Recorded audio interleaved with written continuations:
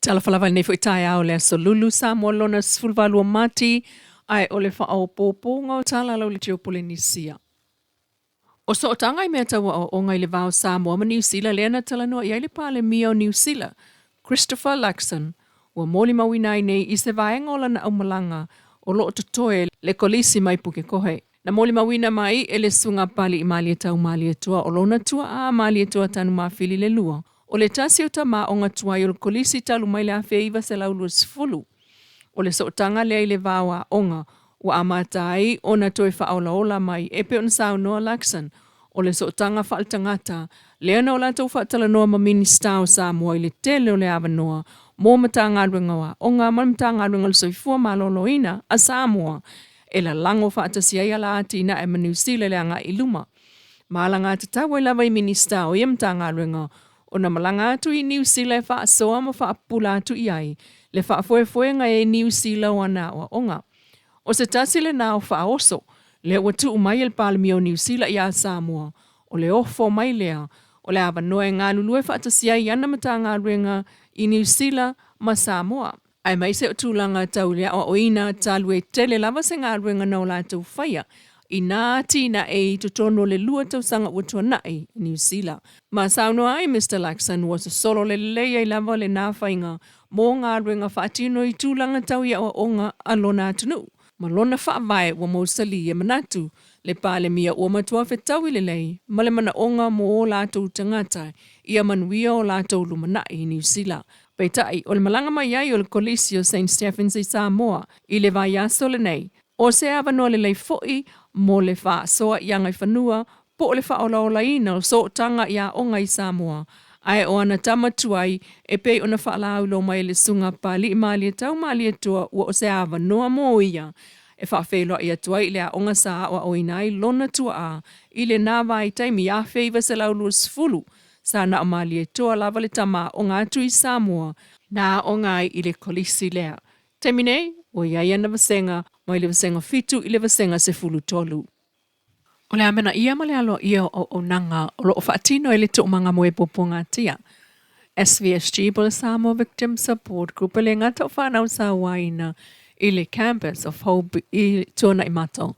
Ai o le tunu ulau te le alai ngā ruenga whaalawi lo mo awala ma o ngai whaititi ai sa wanga o a fiai ai ngā Samoa. Ua whaawala mai ele mea lo whala ai ngō mase. I le vai so nei mō whana wola o tausi LSVSG I le campus of Hope. O mea lo whai au fiai tanga leisa. Pusa sai mingi, cornflakes cereal, chips SS. Pea se vai o mea ta alo iei ma polo.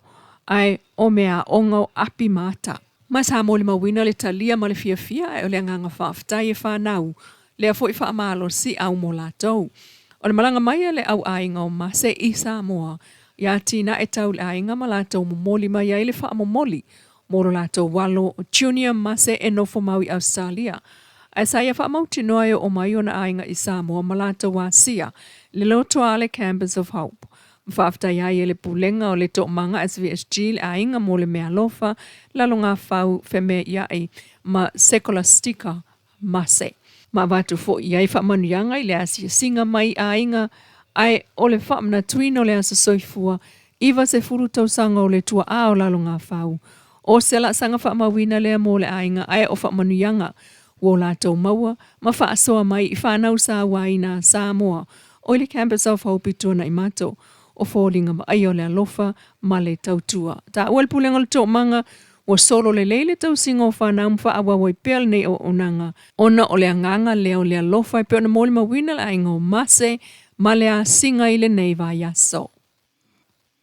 Ua ta tala ina I tua I siali e to o lua o tama e to o wha. Le ana o lato o so wha I se tama o ngol kolise o pēsenga.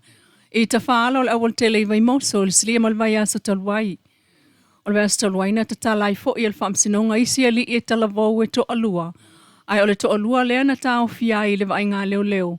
Wa ave ia le whai unga le whamsino le whamsinonga whai tu malo le fio ngā lala toro se la papali I le so. E ta talai I tua e whaatali le aso muli muli o mati. E to e o tuai ma se la lo I e fso soani I ala ua whaasanga I le moli ngā leo leo.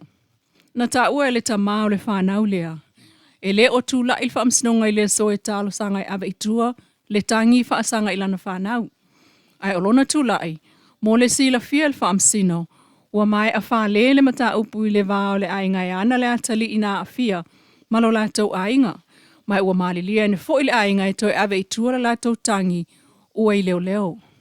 Peta o leli I leo leo le sunga poe walesi, na tūlai mai ata watu I le whaamasino. E tū maulava le maua leo leo, I le whaaua wina o le mata upu le atalu le sol tūla whono. Sauno fo I le fionga le tamai tai whamasino, o le mta upu le na ia ta talai ta mai to alua na wala au mua mua, e o itua. Mai olo o ia whaatali I leo leo I se tusi mai le atali ina a fia, e saunga le mua I ta mai e to alua pe a fo ia tu I vai moso. O lana tala fo I le nā mo le to alua le ua talai nei itua, e le ta tau na to e fo ia tu I vai moso, ai usi tai I le lata maa, la tau te o I fale vau e nono fai. Masa ili salo ia I tutono le lua vai aso, e whaia se tala mo la ua le whaamsinonga I le whai unga mati. Tala na ole nei tula, mai lau le tio Polynesia.